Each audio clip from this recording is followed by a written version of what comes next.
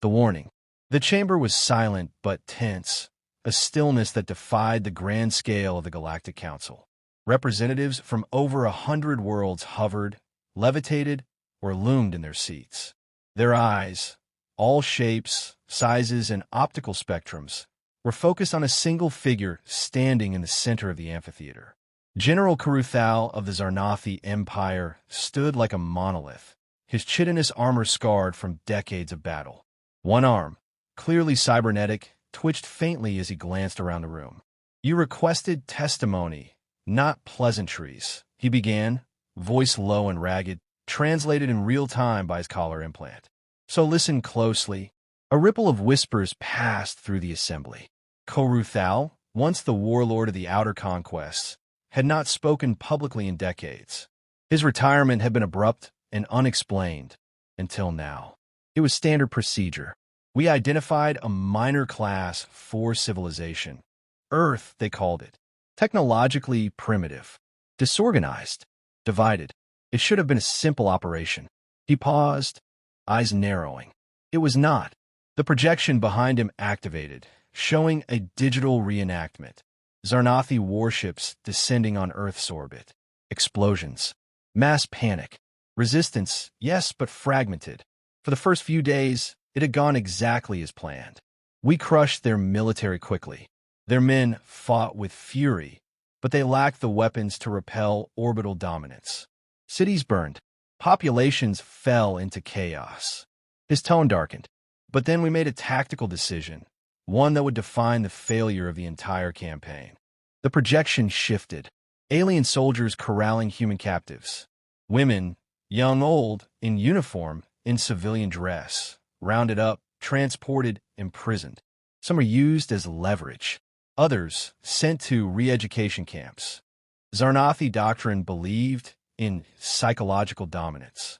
Taking women demoralized a population. It worked on a dozen worlds. Earth was different. We took hundreds of them. One in particular, her name was Alyssa Drake. The lights dimmed slightly as an image emerged. Alyssa, bloodied, bound, but eyes sharp and defiant. She had been a soldier. Special forces, apparently. Captured during a raid in what they called Brazil. Within 2 weeks, she organized a revolt inside our own re-education complex. Caruthal leaned on the stand now, voice quieter. She learned our systems faster than most of our cadets. Hack doors, weaponized food processors, turned med bays into traps. She used our own troops to send messages back to her world, codes hidden in our transmissions. Another murmur from the council. A few leaned forward. "From inside a prison camp?" asked a Phylaxian ambassador. Caruthal nodded. "She united the prisoners. Then she liberated the camp. Not just humans, any species we had taken. She formed a militia, stole a Corvette, sliced into our logistics, and turned our supply chain against us. The projection showed spaceports on fire, Zarnathi freighters ramming each other due to misrouted commands. Every time we adapted, she was already 5 moves ahead. A brief silence stretched across the chamber. But it wasn't just her, Caruthal added. There were others. Human women in resistance cells, in medical units, in dam schools. They organized, adapted, fought harder when threatened. They were relentless. He looked directly at Admiral Velkzar, the current leader of the Galactic Empire's expansion fleet. The lizard-like alien smirked dismissively. "General, surely you're not saying a few untrained females brought down the great Zarnathi military?" "I'm saying," Caruthal growled, stepping forward, "that targeting Earth's women galvanized a resistance that your algorithms couldn't predict and your firepower couldn't suppress." A still frame appeared behind him. Alyssa Drake, older now, standing at the head of what appeared to be a multi-species rebel force. Her gaze was calm, deadly. "She's still out there," Caruthal said. "Not just her. Dozens like her. Hundreds. Some human, some not. But they're all inspired by the same fury." He stepped away from the podium. "You want to conquer Earth? Go ahead. Bomb their cities. Kill their soldiers. Crush their governments." He stopped at the edge of the platform and turned his head. "But if you target their women, if you try to break them, you will awaken something your empire is not prepared for." He let the silence hang, then delivered the final line with iron certainty. Never, ever target Earth's women. The lights faded. The council sat in stunned silence. Koruthal walked slowly from the center, his footsteps heavy with memory and warning. Velkzar scoffed under his breath. He would not heed the warning. The arrogance of the Empire. High Admiral Velkzar stood tall before his command staff aboard the Crucible Dawn, the Empire's most advanced dreadnought. The bridge was a cathedral of steel and glass, suspended above the void, its windows framing the distant blue and green marble of Earth. He tapped his claws against the war map. Begin the offensive. A chorus of acknowledgments echoed. Swarms of orbital strikers detached from a fleet. Atmospheric incursion pods streaked toward Earth's surface like falling stars. Velkzar watched, eyes gleaming. Koruthal's warning echoed faintly in his mind, but only faintly. The Zarnathi were proud, but they had grown soft. Superstition had replaced strategy in that old general's mind. Velkzar would not make the same mistake. His plan was precise, brutal, calculated. Break their spirit, own their home, and crush any symbol of resistance, starting with their women. The first days of occupation were textbook. Major Earth cities fell swiftly under orbital bombardment. Human governments fractured. Communication systems jammed.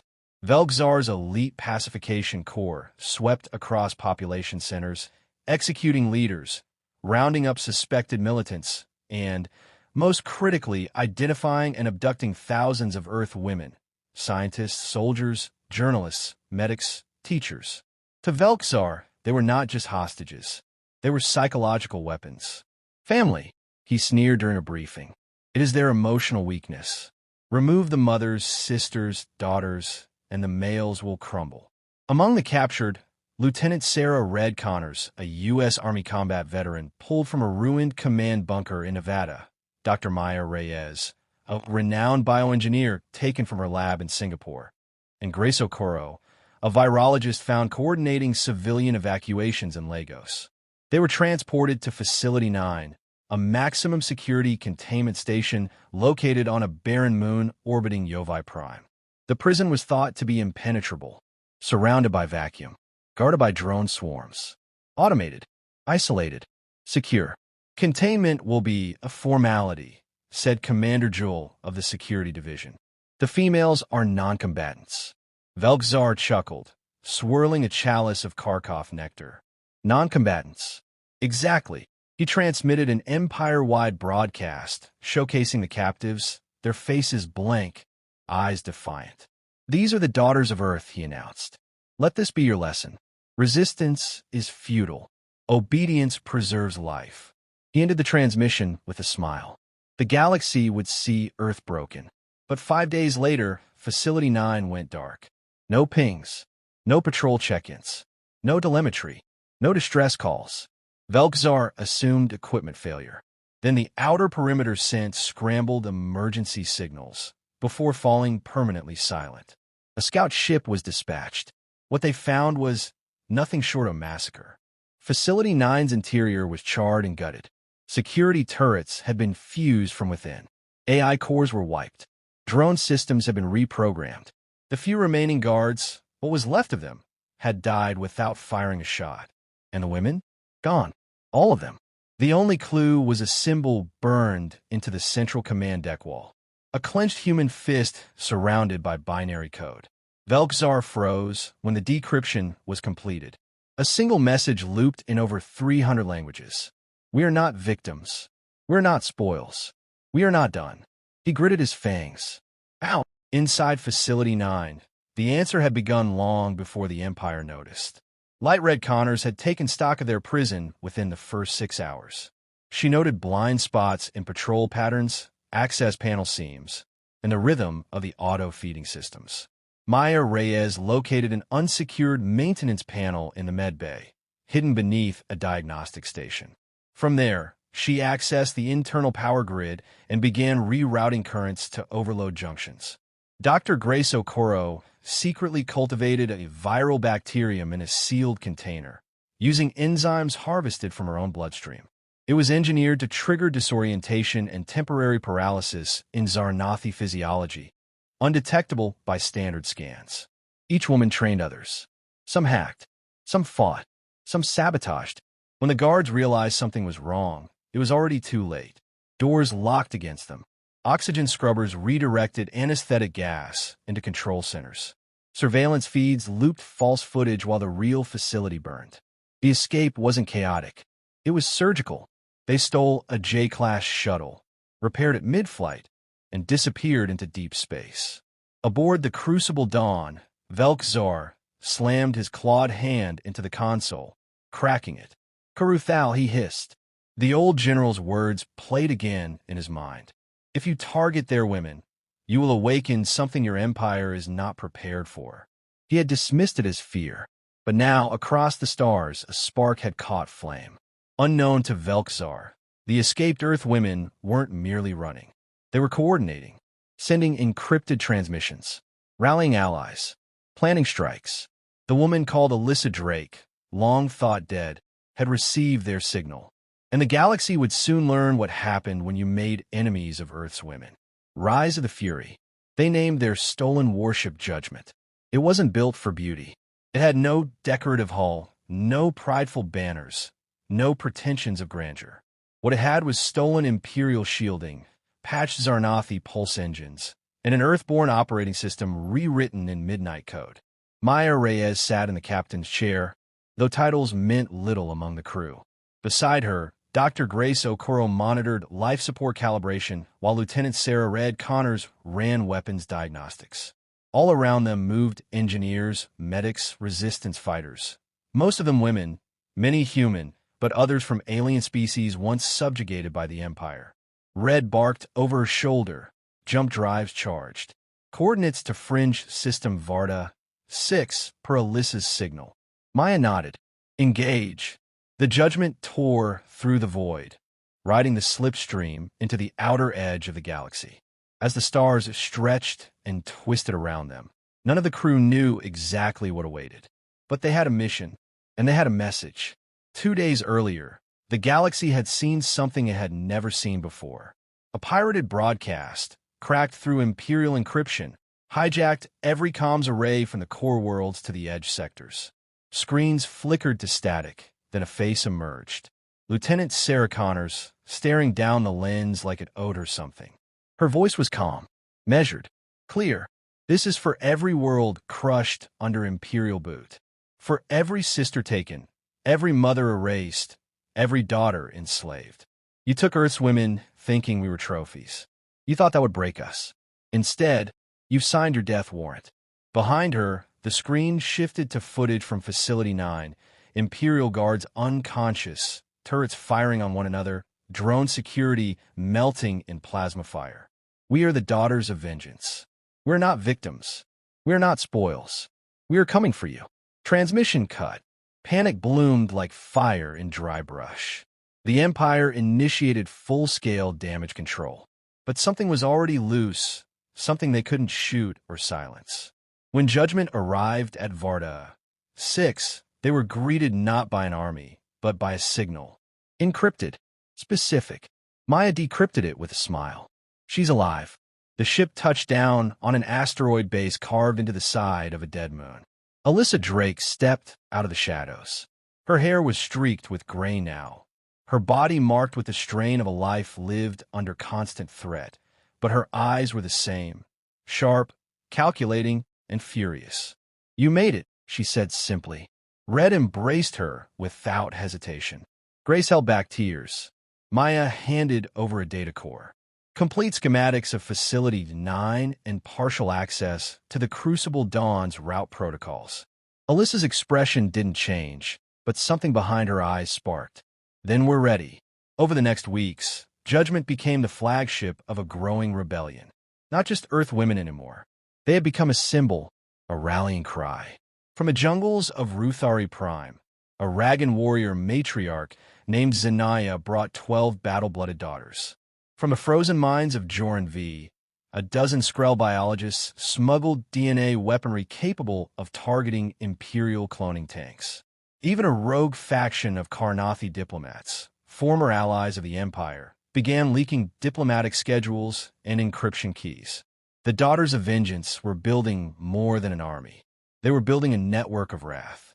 Alyssa stood before them in the war room. No stage, no titles. You all know what's been done. You've lived it. Watched your people disappear. Watched your children taken. Watched your sisters die. She paced slowly, making eye contact with every representative. This isn't just about Earth. It never was. It's about the idea that we were nothing but tools, breeders, conquests. She slammed her hand down on the holotable. A star map flared up, red markers glowing where Imperial command nodes sat. We're going to burn that idea out of the galaxy. Maya raised a brow. Ow! Alyssa smiled. Cold and dangerous. We're not going to invade the Empire. That's what they expect. She touched 3 locations: relay stations, medical depots, breeding centers. We're going to make them irrelevant. Collapse their logistics. Turn their people against them. Leak their secrets. Hijack their lies. Red grinned. Classic guerrilla. Small hits, big chaos. Alyssa nodded. And when the Empire realizes we're not some backwater resistance, but a movement, by then, it'll be too late. The first strike came 2 days later. A medical research station on Kelmora 9, known for breeding hybrid slaves from captured species, was shut down permanently by a series of controlled explosions. Every prisoner escaped. No casualties among the rebels. The second, a military fueling depot on Troskin Belt, suffered a cascading AI failure after Maya's virus spread through their power grid. Fighters docked inside were destroyed before they could launch. The third, Velkzar's private communications terminal, was breached. A single file was sent galaxy-wide. A recording of him, laughing, saying, "They're just women. Take enough, and the species folds." That laugh was played on a loop on 100 liberated worlds. Velkzar ordered his entire outer fleet redirected to hunt down the Daughters of Vengeance. But they were never in one place long enough. They had no empire, no central planet, no hierarchy. What they had was fury, and fury moved faster than fleets. Fury made flesh. The Crucible Dawn drifted in high orbit above Tethra Prime, its hull scorched from weeks of relentless pursuit. Velkzar stood on the command deck, breathing heavily. Dozens of reports cluttered the airspace around him, holograms flickering with failure. Depot losses, shipyard sabotage, whole legions refusing orders after intercepted footage of the Daughters freeing their kin. And now, Tethra Prime, the Imperial seat in the Outer Rim, was under siege. Not by armies, by whispers, signals, defections, explosions with no warning, no traces. "This is not war," growled Velkzar, slamming a clawed fist into the console. "It's infection." His second-in-command, Joel, stared at him with unblinking compound eyes. "Their code is everywhere, Admiral. Even our own fleet's life support networks. 3 cruisers vented themselves by accident this morning. It's not sabotage, it's infiltration." Velkzar turned toward the viewport and stared at the distant planet, his jaw clenched. "Then we purge the planet, erase the cells, torch every continent. Sir, there are billions of civilians on Tethra." Velkzar didn't blink. "Then they should not have harbored terrorists." Below the clouds of Tethra Prime, in the undercity beneath the Capitol Tower, Alyssa Drake finished uploading the final batch of override codes into a black market terminal rigged into a municipal sewage pump. Beside her, Lieutenant Connors checked her wrist screen. Airstrike fleet in low orbit. Countdown to impact, 6 minutes. "Then we better finish what we came for," Alyssa replied calmly. The plan was never to win a war through brute force. They didn't have battleships or planetary shields. But what they did have was access. Access to truth. Dr. Maya Reyes's final virus upload, transmitted moments ago, had done something no fleet ever could. It didn't destroy Imperial systems. It freed them. On every Imperial world where the Daughters had planted code, public archives were unlocked. Hidden executions, genetic experiments, whole civilizations wiped out and rebranded. Deeds once buried beneath encryption, now illuminated for billions to see. Alyssa's voice went out over every unlocked feed. "This is not rebellion. This is justice, and justice does not beg permission. High above, Velgzar watched helplessly as a third of Tethra's fleet powered down mid-flight. Autolocks tripped.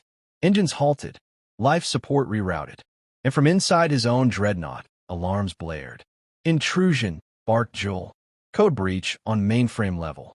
Origin point, internal. A hologram blinked to life in the middle of the bridge. Alyssa Drake, eyes cold, hair windblown, looking right at him. You wanted to crush Earth's women, she said. You made the same mistake as every brute before you. She paused, then added, You thought we'd beg. Velgzar lunged at the image. Too late. The bridge door sealed. Oxygen venting initiated. His own men collapsed around him, gasping, panicked. The failsafe override didn't respond. Alyssa's last words rang out in the Admiral's ears. We don't beg. We build, and then we burn. The Crucible Dawn vented its bridge and spiraled, pilotless, into Tethra's atmosphere. It exploded above the Capitol Tower in a flash of light and metal, seen by every citizen on the planet. The symbol of imperial dominance became its funeral pyre. The fall of Velgzar wasn't just the death of Tyrant. It was the breaking of a myth. For centuries, the Galactic Empire taught its people that domination was order, that women were roles to be filled or resources to be used. Now, the galaxy knew different. They weren't just women. They were warriors, engineers, strategists, mothers, killers, leaders, survivors. They were not the ones to be rescued. They were the ones to be feared. In the weeks that followed, the Daughters of Vengeance did not become rulers. They didn't claim planets. They didn't install puppet regimes. Instead, they unleashed data, enabled uprisings, shared tools, rebuilt networks, taught encryption, spread tactics. They lit 1,000 fires of resistance, then vanished into the stars. Their symbol, a clenched fist wrapped in code, became a mark whispered among the oppressed. A promise, a warning. On Earth, in a quiet, rebuilt bunker somewhere in the Appalachian Mountains, Alyssa Drake sat beneath a sky untouched by war. She looked up as Red, Maya, and Grace approached, each carrying a datapad or report. Requests from 7 new worlds, Red said with a smirk. They want us to train their people, help them set up defenses. Alyssa looked out over the green hills and the soft clouds. She said nothing for a long moment. Then, finally she answered, Let them train themselves. She turned to the others, steel in her voice. We're not the army anymore. We're the spark. Never, ever target Earth's women.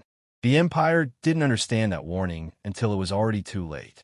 Because when Earth's women fight, they do not stop. They rise. They lead. They win.